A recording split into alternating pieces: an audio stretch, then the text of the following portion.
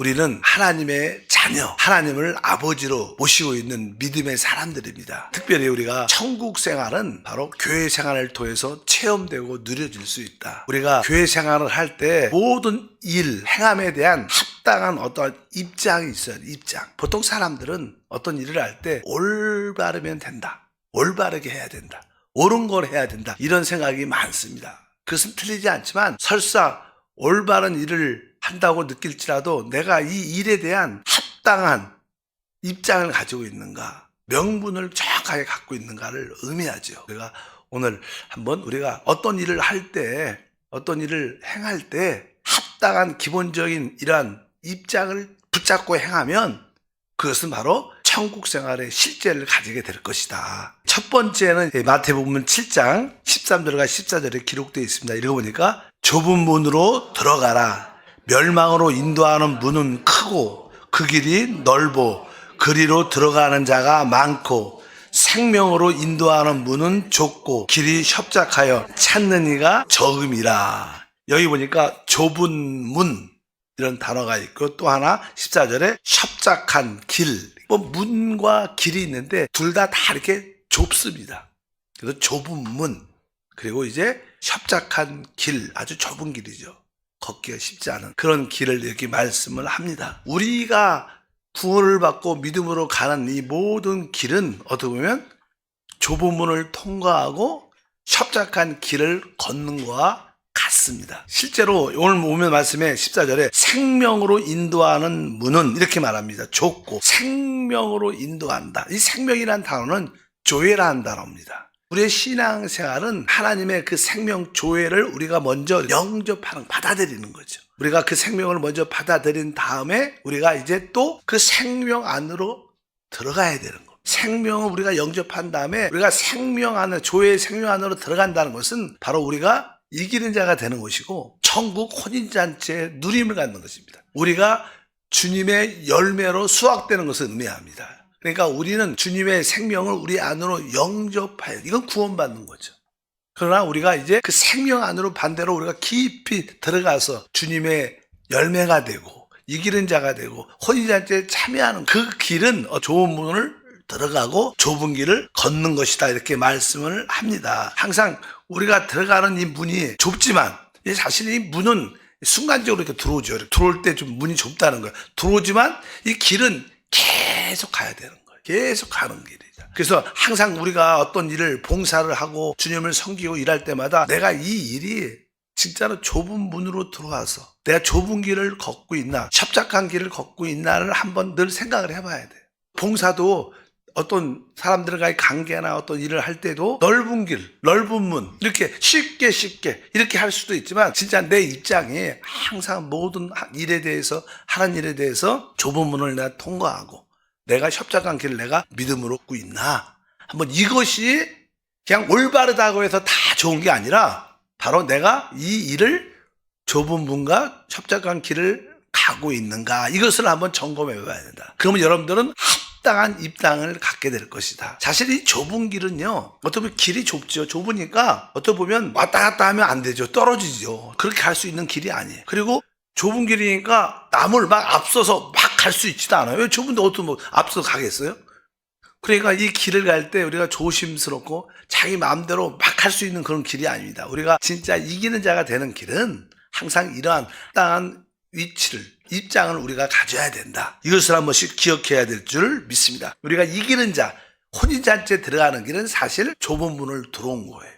그러나 그것이 끝이 아니라 계속 그 협착한 길을 아주 믿음으로 걸어갈 때, 인내하면서 걸어갈 때 결국 그것을 도착하게 되는 그런 은혜가 있게 하다. 그래서 나의 모든 봉사와 섬김이 협착한 길을 걷고 조심스럽게 가고 있는가를 한번 점검하는 그런 우리 모두가 돼야 될 줄 믿습니다. 그럼 우리는 구원을 넘어서 혼인잔치의 신부로서 준비되는 자가 될 것이다. 여기서 그런 말씀으로 갖고 있습니다. 그래서 보통 우리가 좁은 길을 간다는 의미는 사실 우리 마태복음 특별히 19장에 보면 하늘나라에 들어갈 때 낙타 이야기라 해요. 낙타 이야기. 읽어보니까 19장 24절에 다시 너에게 말하오니 낙타가 바늘기로 들어가는 것이 부자가 하나님의 나라에 들어간 것보다 쉬우니라 하시니. 이 낙타의 바늘기는 우리가 요즘엔 바늘을 쓰는지 모르겠어요. 쓰긴 쓰죠. 아주 바늘기가 아주 좁죠.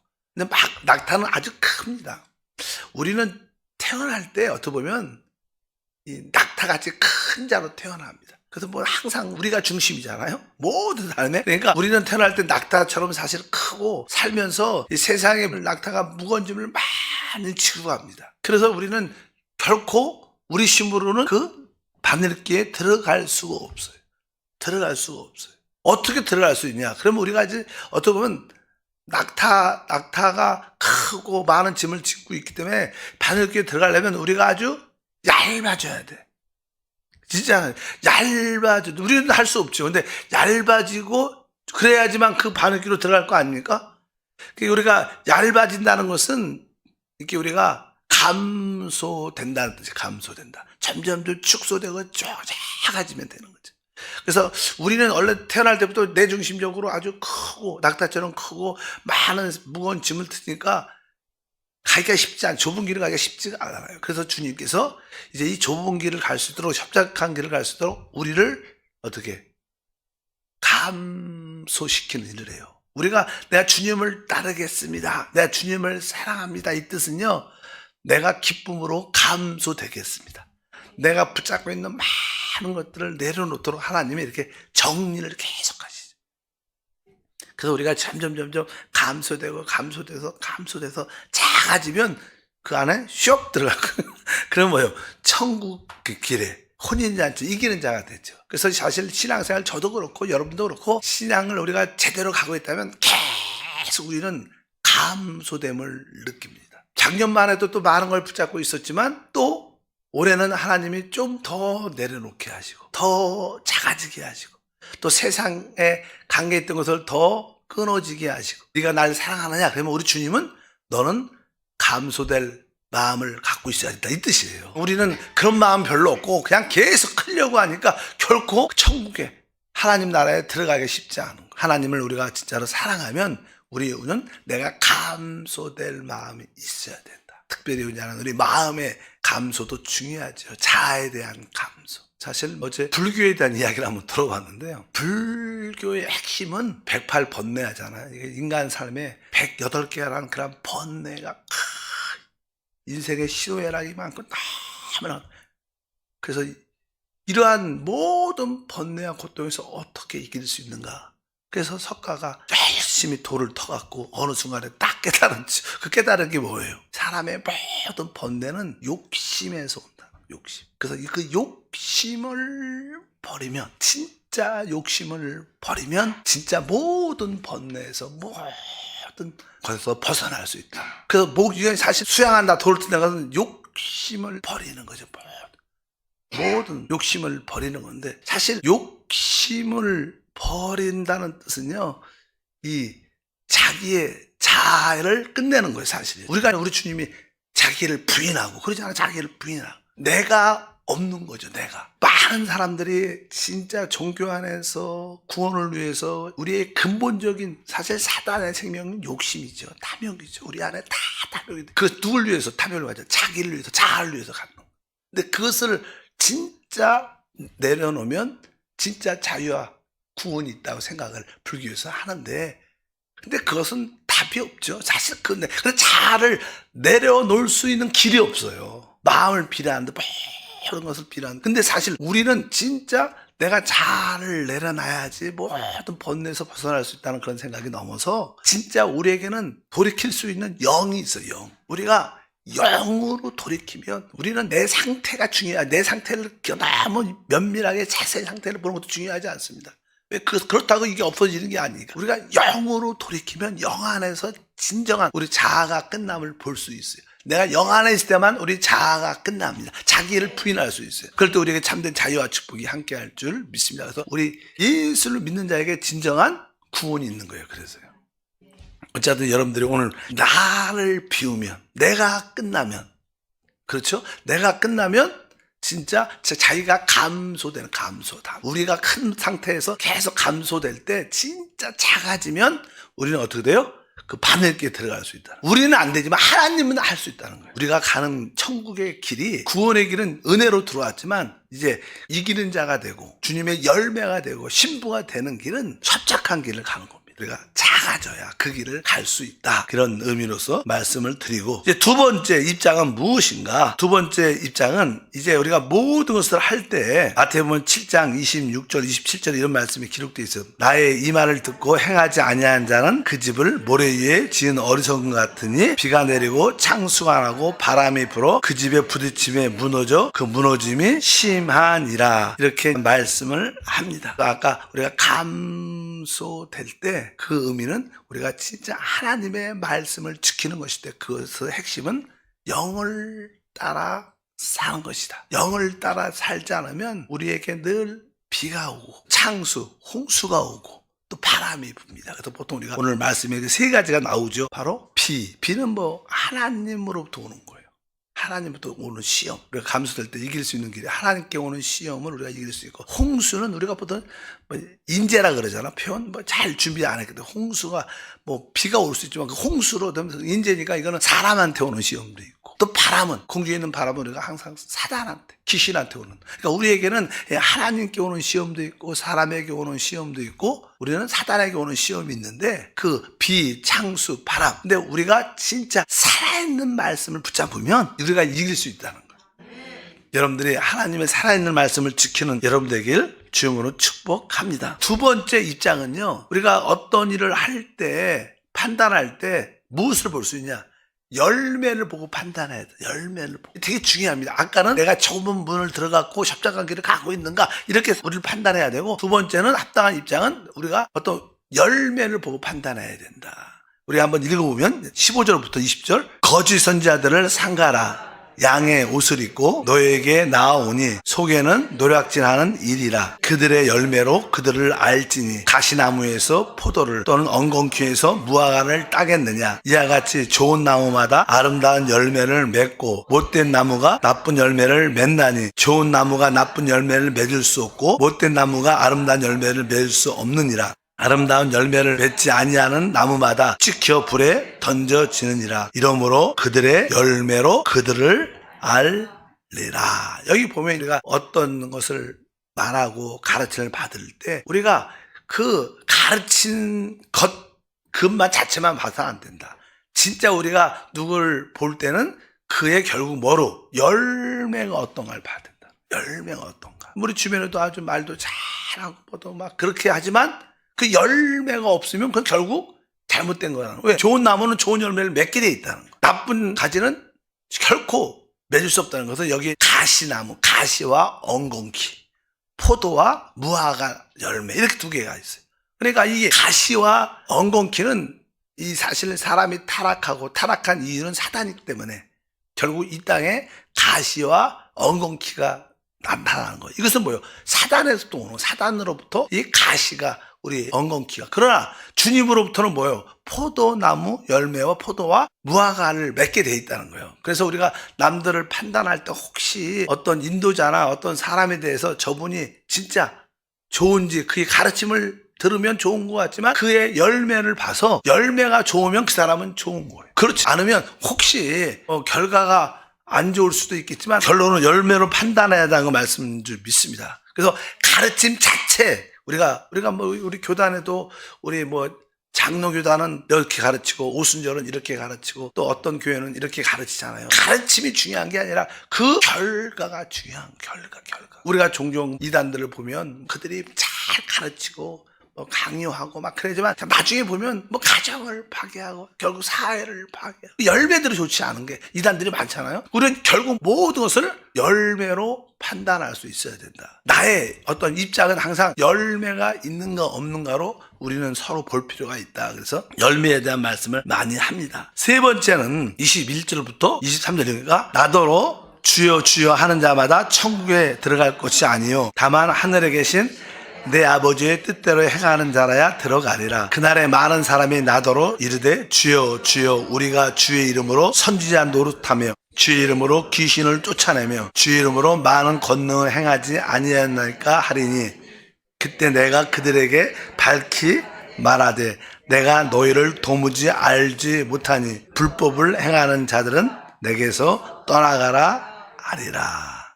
이제 여기 보면 이제 우리가 어떤 봉사 사역을 할지라도 이렇게 외적으로 나타나는 많은 어떠한 기적들, 이런 모습을 보고 판단하지 말고 그 모든 일들이 하나님의 뜻을 이루는 걸 봐야 돼요.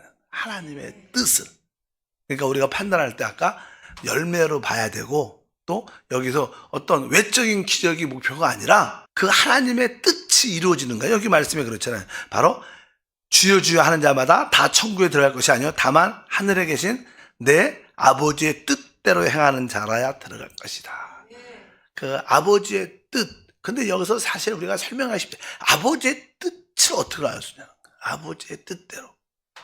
우리가 로마서 특별히 이 뜻이라는 얘기가 나오는데 12장 2절에 보니까 너희는 이 세대를 본받지 말고 오직 마음을 새롭게 함으로 변화를 받아 하나님의 선하시고 기뻐하시고 온전한 뜻이 무엇인지 분별하도록 하라. 여기 이렇게 말합니다. 하나님의 선하시고 기뻐하시고 온전한 뜻이 무엇인가를 분별하라. 여기서 뜻이란 아버지의 뜻, 하나님의 뜻이란 단어가 나오죠. 그럼 하나님의 뜻이 무엇인가? 여러분, 하나님의 뜻이 뭐 같아요? 하나님의 뜻은 우리의 생활에 천국이 나타나는 거예요.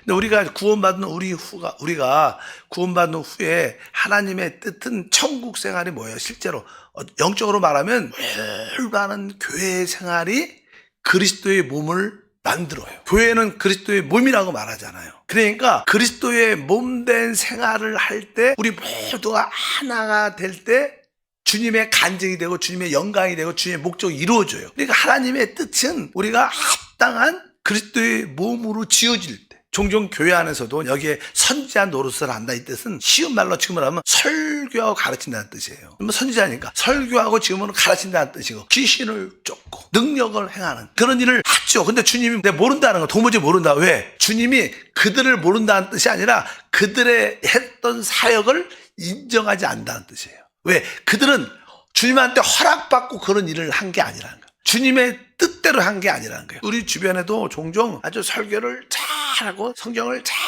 가르치는 분들도 있어요. 그러나 교회 생활은 안 해. 또 어떤 분들은 귀신도 쫓고 막 쫓아다니고 뭐 기적도 행하는 분도 많아요. 그러나 교회 그 하나됨 안에 들어오지 않은 분도 많아요. 그냥 자기 사역이야, 자기 사역. 기적을 행하고 병을 고치고 이것이 목표야. 우리의 목표는 그게 목표가 아니에요. 우리 모두는 주님 안에서 그리스도의 한 몸으로 세워질 때만 하나님의 영광이 나타나는 사실은요. 그래서 우리의 사역들도 많은, 세상에도 선교 단체도 많아요. 세상에 무슨 단체, 뭐 대학교도 단체, 요즘은 많이 없어요. 단체가 많은데 결국 그런 단체들이 결국 교회를 회파하는 것도 많아요. 그래서 젊은 애들을 이렇게 교회 생활하는 애를 데리고 나와서 자기들의 모임에서 주일도 안 가고 거기서 당일끼리 모여갖고 예배드리고, 또 뭐 자기네들 선교하고 전도한다 열심히 모이는, 여러분도 그런데 해본 적이 있을 거예요. 전혀 교회와 상관이, 어떻게 보면 교회의 그 하나됨을 어떻게 보면 파괴하는 거예요. 그들이 많은 일을 하지만, 일처럼 보이지만 여기 보니까 뭐 선지자 노릇도 하고 귀신도 쫓고 권능도 행해요. 누구 이름, 주의 이름으로 한다고 말을 하지만 사실 참된 하나님의 뜻이 있지 않는 거예요.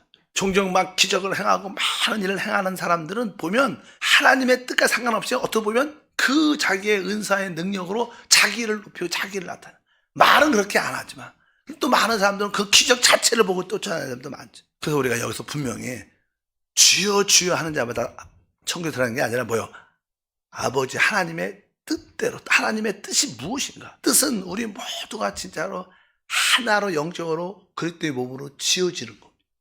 우리의 봉사는 그것을 위해서 봉사하는 거고, 귀신을 쫓아도 그것을 위해서 우리가 귀신을 쫓아주면 그 사람을 말씀을 양육해서 그 그리스도의 몸 안으로 들어와서 하나가 될 수 있도록, 그래서 봉사. 뭐 귀신 쫓는 자체의 의미가 있겠어요? 기도 응답 자체의 의미가 있겠어요? 결국 그런 것은 다 하나님의 뜻, 하나됨 안으로 이끌기 위한 어떤 분명한 목적이 있어야지 의미가 있지, 그 하나됨 안에 관계없이 그냥 가르치고 그냥 귀신을 쫓고 그냥 그런 일이 있었다.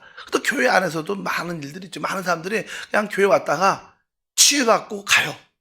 또 응답받고 응답받았으니까 더 이상 나올 필요가 없죠. 그래갖고 안 나온 사람도 진짜 많죠. 여러분도 한때는 그런 적도 있지 않았을까. 어쩌든지 오늘 말씀에 그런 거예요. 우리가 뭐 이런 것은 외적인 일을 보지 말고 하나님의 뜻대로 하는, 하나님께 허락받은 하나님의 뜻을 이루는가, 이것이 우리의 입장이 돼야 돼요. 우리의 모든 봉사는 하나님의 뜻을 행하는 봉사가 돼요. 그 뜻이라는 게 어떻게 보면 진짜 천국 생활, 하나됨을 만들어내는 생활, 이것이 중요한 줄 믿습니다. 그리고 이제 마지막으로 하나 더 하면 이제 우리가 7장이죠. 오늘 아까 읽었지만 24절부터 27절에 그러므로 누구든지 나의 이 말을 듣고 행하는 자는 그 집을 반석 위에 지은 지혜로운 사람 같으니 비가 내리고 창수가 나고 바람이 불어 그 집에 부딪혀 무너지지 아니하나니 이는 주추를 반석 위에 놓은 까닭이요 나의 이 말을 듣고 행하지 아니하는 자는 그 집을 모래 위에 지은 어리석은 사람 같으니 비가 내리고 창수가 나고 바람이 불어 그 집에 부딪힘에 무너져 그 무너짐이 심하니라. 특별히 여기 24절에 그러므로 누구든지 나의 이 말을 듣고 행하는 자.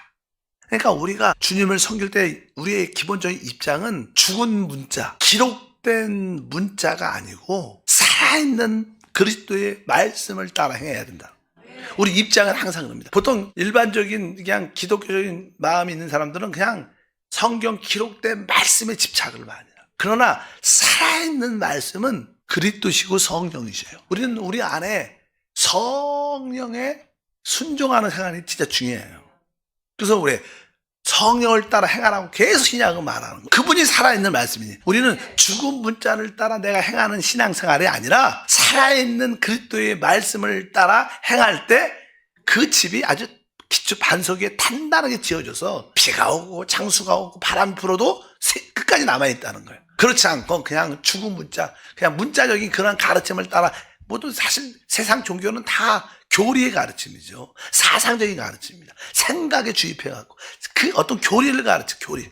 그들에게는 살아있는 인격이신 그리스도가 그들 안에 있지 않아요. 그러니까 그들에게는 형식이 중요한 거예요. 우리는 성령의 기름 부음이 중요한 거예요. 우리가 성령의 기름 부음은 곧 살아있는 그리스도의 말씀입니다. 우리가 그 말씀을 따라 행하는 자가 진짜 반석 위에 집을 진 자라. 여러분들이 그러한 믿음의 삶을 갖고 나는 주님의 그 살아있는 그 성령의 말씀에 따라 내가 행하는 자인가, 살아있는 말씀 그리스도의 말씀에 순종하는 자인가, 이걸 분명히 깨닫고 그 입장에서 모든 것을 행하고 봉사한다면 그것은 우리 가운데 열매로 남게 될 줄 믿습니다. 내가 앞으로 어떤 일을 할 때, 봉사할 때도 어떤 합당한 입장을 갖고 있는, 나는 이 일에 대해서 내가 좁은 문을 들어와서 내가 협착한 길을 가고 있는가 점검을 해봐야 해. 봉사할 때 막 그냥 넓은 길처럼 막 내 마음대로 할 수 있고 이렇게 한다면 그것은 어떻게 보면 합당치 않은 거죠. 합당치 않은. 또 열매로 봐요. 열매. 잘 가르쳤다. 이게 중요한 게 결국 그 사람의 열매가 있는가. 교회 가면 열매가 있다면 그 교회는 좋은 교회예요. 결국 그 교회가